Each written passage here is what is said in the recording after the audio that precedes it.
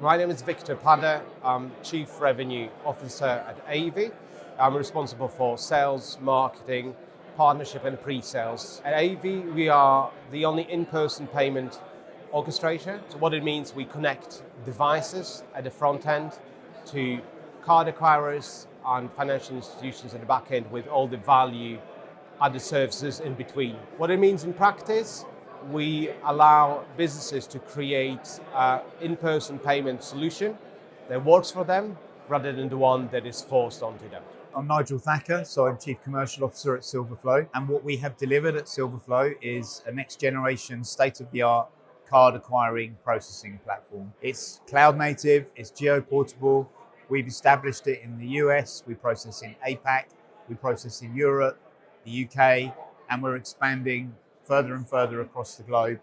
What we're really changing is that particular part of the payments ecosystem, the card acquiring processing platforms, which predominantly are legacy boxes based on mainframes running COBOL and Fortran, some of which were actually operating probably when I was a child. So they're not fit for purpose anymore.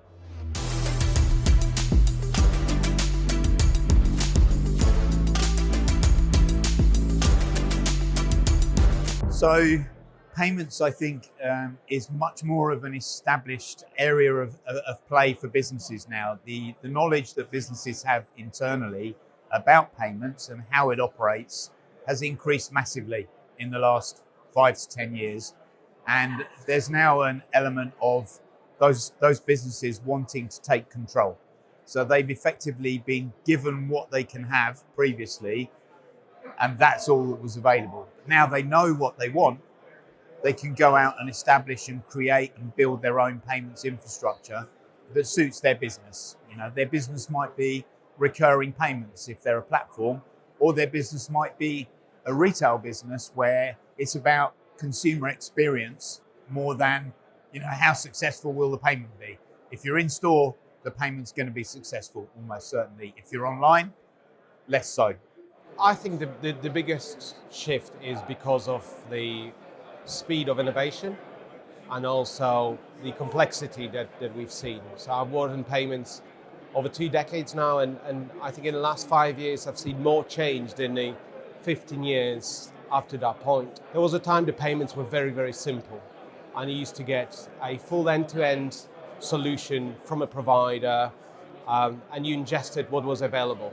Now, because of the change, because of new payment methods, our expectations, obviously e-commerce, in-person payments, buy now, pay later, electronic receipts, these things are now becoming more obsolete. So now we are moving into modular place where people want to build the best of breed stack that suits their clients, not something that they are forced into.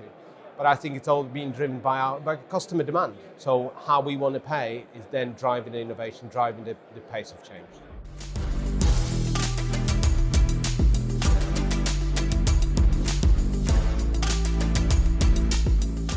I think obviously modularity allows companies to, instead of building everything themselves, create something that get much quicker in the market. So speed to market is crucial these days. I think we are all now living in an attention economy where, you know, we expect things to be done today or tomorrow. So building something yourself, controlling it yourself becomes a very expensive task, but also time-consuming task. So where I feel people return businesses could really benefit is where they orchestrate the partners and orchestrate different modules and build their own stack based on best-of-breed components.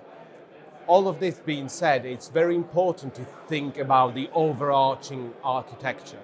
So you want to avoid building a Frankenstack. So you want to think about building the foundation layer, overarching architecture or orchestration layer that will then suit you, and then you could add different components that suit your clients, and not only are good for now, but also for 3 years and 5 years down the line.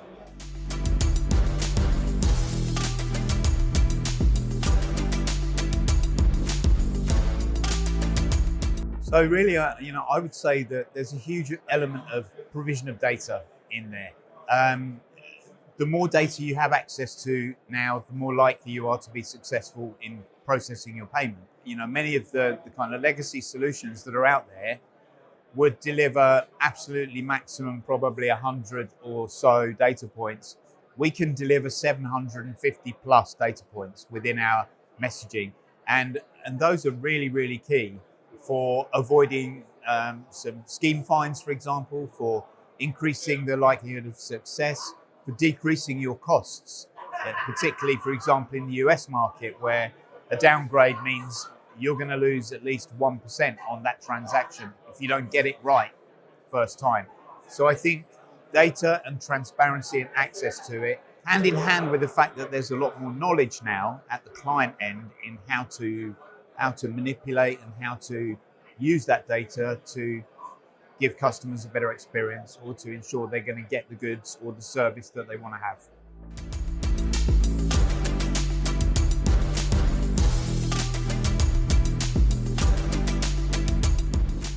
So there's a lot of discussion, obviously, about agentic commerce at the moment, as you know.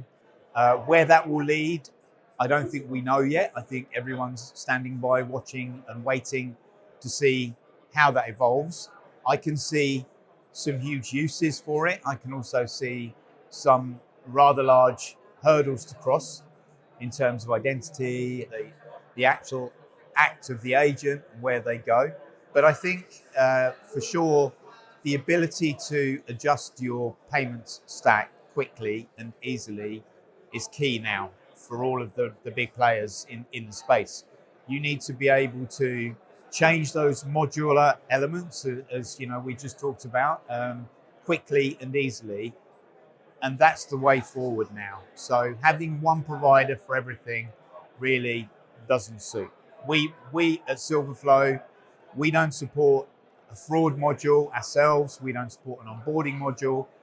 We don't support, various other elements of the stack. We don't have a front-end gateway. There are plenty of people out there that do a really good job on that. And I think that's where the winners are going to be in the payment space, the people that are able to choose the best product for that particular part of their ecosystem. Well, it'll be interesting to see how it plays out next year. So let's watch back this video next year and see whether some of our predictions were right. In addition to what Nigel said, obviously everyone's talking about agentic commerce at the moment.